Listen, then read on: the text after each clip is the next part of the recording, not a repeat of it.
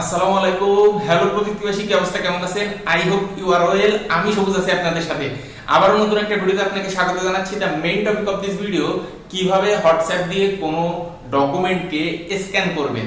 এটা কিন্তু হোয়াটসঅ্যাপের নতুন একটা আপডেট আসছে।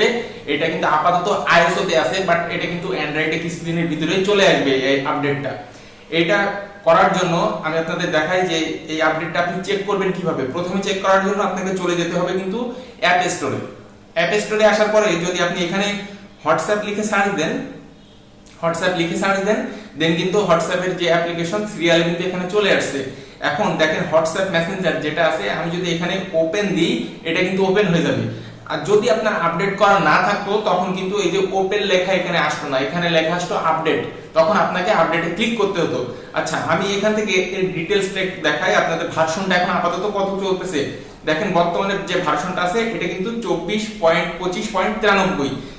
এই যে আপডেটটা আসছে এটা কিন্তু 24.25.80 যে ভার্সনটা আছে ওইখান থেকে কিন্তু আপডেটটা মূলত শুরু হয়েছে, যে হোয়াটসঅ্যাপ দিয়ে স্ক্যান করা যাবে খুব সুন্দরভাবে।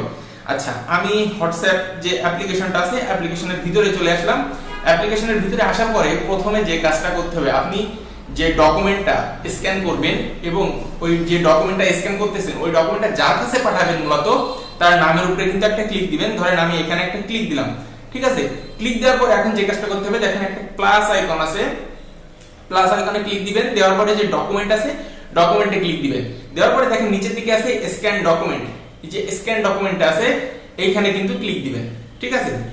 ক্লিক দেওয়ার পরে যদি আপনি ধরেন আমার হাতে একটা বই আছে, এখন এটা কিন্তু একটা এআই সিস্টেম দিয়ে তৈরি বা এআই আছে এটার ভিতরে।